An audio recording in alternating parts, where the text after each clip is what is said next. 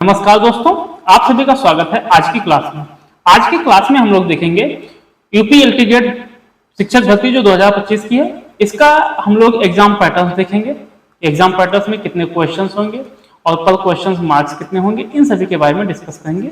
और इसकी अगर मैं बात करूं तो जो फिजिक्स का सिलेबस, फिजिक्स के सिलेबस का पूरा अच्छे से एकदम बड़े आराम से पूरा डिस्क्रिप्शन मतलब विस्तार रूप से बहुत ही अच्छी खासी डिस्कशन हम लोग करेंगे। और साथ साथ हम लोग ये देखेंगे कि उसमें से क्या क्या पढ़ लें और कहाँ से पढ़ लें। क्योंकि देखो मेरे दोस्त, अभी जो सिलेबस है, सिलेबस काफी ब्रॉड है। 11th का और 12th का कुछ पार्ट जो है हम कह सकते हैं ग्रेजुएट के हैं।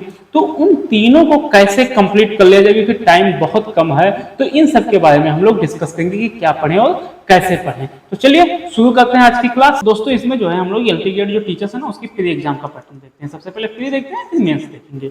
अब प्री में अगर मैं बात करूँ तो पेपर जो परीक्षा होगा वो किस में होगा, MCQ में होगा। किस में होगा, MCQ में होगा।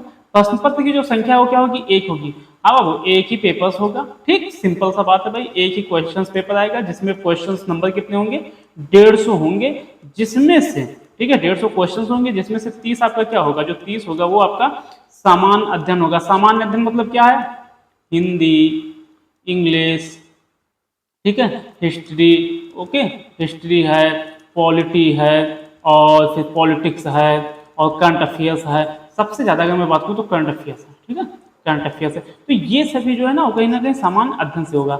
और बाकी जो 120 क्वेश्चंस होंगे ये किससे आएंगे, आपके कोर सब्जेक्ट। कोर सब्जेक्ट मतलब जो सब्जेक्ट आप लिए हैं, लाइक आप अगर आप जो है फिजिक्स लिए हैं, ठीक है, अगर आप फिजिक्स लिए हैं या हिस्ट्री लिए हैं, अगर इसमें से कोई भी सब्जेक्ट आप चूज किए हैं तो उससे क्या होगा, 120 क्वेश्चन आएंगे, ठीक। और हर एक क्वेश्चन कितने नंबर का होगा, 2 नंबर का होगा। हर एक क्वेश्चन कितने नंबर का होगा, 2 नंबर का होगा, ठीक है। ये ध्यान देना कि हर क्वेश्चन जो है वो 2 नंबर के होंगे। और इसमें टाइमिंग कितनी आपको मिलेगी, 2 घंटे। टाइमिंग कितनी मिलेगी, 2 घंटे। अब यहाँ पर थोड़ा सा टास्क समझो, टाइमिंग कितनी आपकी 2 घंटे है। 2 घंटे का मतलब क्या हो गया, 120 मिनट, 120 मिनट। अब बाबू जरा ध्यान से सुनना, 120 मिनट में कितने क्वेश्चंस आपको करने हैं, 150 क्वेश्चंस करने हैं 120 मिनट में। और 150 क्वेश्चंस का मतलब है कि आपकी जो प्रैक्टिस है ना वो बहुत ही धाकड़ होनी चाहिए, ये समझ लो, बहुत ही अच्छी खासी। क्योंकि वहां पर आपके पास इतना टाइम नहीं होगा कि आपको पूरी कैलकुलेशंस करने का टाइम मिले। खासतौर से मैं ये जो मैथ्स के टीचर्स बनने जा रहे हैं या जो फिजिक्स के टीचर्स बनने जा रहे हैं उनके लिए खासतौर से, क्योंकि उनके पास इतना टाइम नहीं होगा कि वो जो है बैठ के वहाँ कैलकुलेशंस करें, या जैसे बड़े बड़े जो क्वेश्चंस आते हैं उसकी कैलकुलेशंस कर सकें। ये थ्योरी वालों के लिए तो ठीक है 120 मिनट में कहीं ना कहीं, हालांकि उनके लिए भी प्रॉब्लम है पढ़ करके समझना थोड़ा सा, बट यहाँ पर ये टाइमिंग का कंपटीशन थोड़ा सा है। तो आगे देखते हैं। ये बात वही कहा गया कि अगर आप प्री में क्वालिफाइड हो तो मेंस में बैठ सकते हैं, ओके। अब बात करते हैं थोड़ा सा जो हिस्ट्री के टीचर्स मतलब सामाजिक विज्ञान के जो टीचर्स बनने वाले हैं, इनके लिए क्या है कि 4 खंड में डिवाइड कर दिया गया है, जिसमें क्या है, भूगोल है, इतिहास है, अर्थशास्त्र, नागरिक शास्त्र, ठीक है। अब इसमें जो 60 प्रश्न होंगे, देखो प्रत्येक खंड के से कितने प्रश्न होंगे, 60 होंगे। और अभ्यर्थियों को उक्त 4 खंडों में से किसी 2 खंड को चुनना है, ठीक, किसी 2 खंड को चुनना है। अगर आप सामाजिक विज्ञान के टीचर बन रहे हैं तो आपको 4 खंड दिया जाएगा, और 4 खंड में से मात्र आपको 2 खंड चुनना होगा, ठीक। इतना बात समझे। क्योंकि देखो 2 खंड का मतलब क्या है, 60 और 60 कितना हो गया, 120। तो मतलब 120 क्वेश्चंस आपका कोर हो जाएगा और 30 आपका जो है वो MCQ हो जाएगा। तो कुछ इस तरह से हमारे जो प्री के एग्जाम है वो होंगे। अब थोड़ा सा मेंस के बारे में डिस्कस कर लेते हैं कि मेंस क्या है, जो द्वितीय चरण में है। और आई होप अगर तैयारी को अच्छी खासी रहेगी तो जरूर मेंस में मुलाकात करते हैं हम लोग। और वैसे मैं आप लोगों को बता दूं कि प्री टफ है मेंस से। अगर कोई ये मुझसे कहे कि सर मेंस टफ है, मैं बताऊं बाबू, जो प्री होता है ना, थोड़ा सा देखो, जो प्री होता है इसमें क्या होता है कि हर क्वेश्चन कितने मार्क्स का होता है, 2 मार्क्स का होता है, एकदम फिक्स क्वेश्चन होता है 2 मार्क्स का, ठीक है। अब अगर प्री में आप 10 के 10 क्वेश्चन अगर आपका गलत हो गया, जैसे गेस किया आप, ठीक है। 120 मतलब 150 क्वेश्चन है, 150 क्वेश्चन में से अगर आप 10 क्वेश्चन गेस कर लिए तो 10 क्वेश्चन अगर गेस कर लिए तो कितने मार्क्स आपके डिटेक्ट हो जाएंगे? 20 नंबर। अगर गलत हो गए तो सही हो गए तो फिर बल्ले बल्ले, लेकिन अगर गलत हो गए तो प्रॉब्लम्स होगा। तो ये सबसे बड़ी टास्क है। लेकिन जो थ्योरेटिकल होते हैं ना, जितने भी थ्योरेटिकल होते हैं, थ्योरेटिकल में जैसे कि इसमें अभी आगे मैं बताता हूँ, ठीक है। इसका जो पेपर होगा वो क्या होगा? रिटर्न होगा। इसका पेपर क्या होगा? रिटर्न्स होगा। इसमें भी पेपर क्या होगा? एक ही पेपर होगा और संख्या क्या होंगी? 20 होंगी। 10 और 10 मतलब 2 खंड होंगे, ठीक है। सेक्शन ए और सेक्शन बी, 2 खंड इसमें होंगे। अब देखो कुल समय कितना दिया जाएगा इसमें, जो कुल अंक होगा, सॉरी कुल अंक आपको कितना मिलेगा? 200। 200 नंबर का होगा, जिसमें 80 और 120 मतलब जो 10 क्वेश्चन है, मतलब सेक्शन ए कितने का होगा? एक क्वेश्चन 8 नंबर का होगा, सेक्शन बी का एक क्वेश्चन 12 नंबर का होगा, ठीक।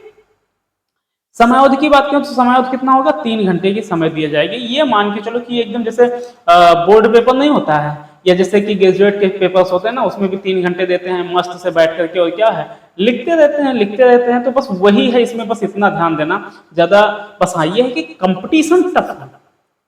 कंपटीशन में ये मान के चलिए कि पर सीट तकरीबन मोर देन 15,000, ठीक है। इतनी ज्यादा संख्या है, मतलब 15,000 से भी ज्यादा दावेदार हैं एक सीट के लिए। तो मेरे दोस्त अच्छी तैयारी करना, और मैं पूरी मेहनत से आप लोगों को जो फिजिक्स है, मैथ्स है, इनको बड़े अच्छे से सॉल्व करवाएंगे, ठीक है। सो आगे देखते हैं, परीक्षा योजना की बात करते हैं कि उक्त पाठ्यक्रम के आधार पर वैकल्पिक मुख्य विषयों के प्रश्न पत्र की रचना हेतु प्रश्न पत्रों का स्वरूप एवं अंकों का विभाजन निम्नवत होगा।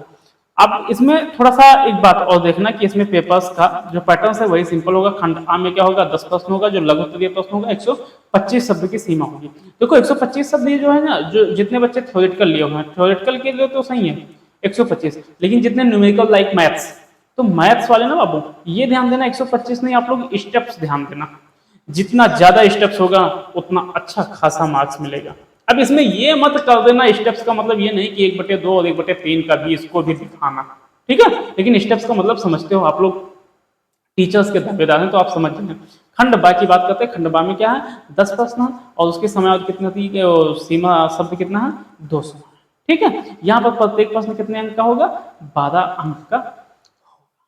तो ये थे पेपर पैटर्न्स, ठीक है। ये थे पेपर पैटर्न्स। अब थोड़ा सा हम लोग बात कर लें सिलेबस का, ठीक है। जो हम लोगों को सिलेबस दिया जाएगा, और आज हम लोग फिजिक्स का सिलेबस देखते हैं कि फिजिक्स में क्या पढ़ाया जाएगा और कैसे होगा, तो उसके बारे में थोड़ा सा ध्यान देते हैं, ठीक है। ये आपका जो है फिजिक्स है, ये आपका क्या है? भौतिक विज्ञान है। अब भौतिक विज्ञान की अगर मैं बात करूं, ठीक है, भौतिक विज्ञान, तो ये जो आप लोगों का आ रहा है भौतिक विज्ञान, पहले सिलेबस देख लें। सिलेबस हालांकि आप लोग देखे होंगे, जिसमें इकाई है, विमा है, सदिश है, अदिश है, गुणनफल है, मतलब ये सभी क्या है? गति है, बल है, त्वरण, ये सभी क्या है? आपके सिलेबस दिए गए हैं। तो आई होप आप लोग सिलेबस देख चुके होंगे। मुझे इतना उम्मीद है कि आप लोगों ने सिलेबस देख लिया होगा, ठीक है। तो सिलेबस की ना बात करके डायरेक्ट हम लोग ये बात करते हैं कि आखिरकार देखो सिलेबस ज्यादा है, ठीक है, सिलेबस अच्छा खासा है, और सिलेबस अच्छा खासा होने के बावजूद मतलब आपका दिसंबर में एग्जाम है, तो ये खत्म होना थोड़ा सा मुश्किल है।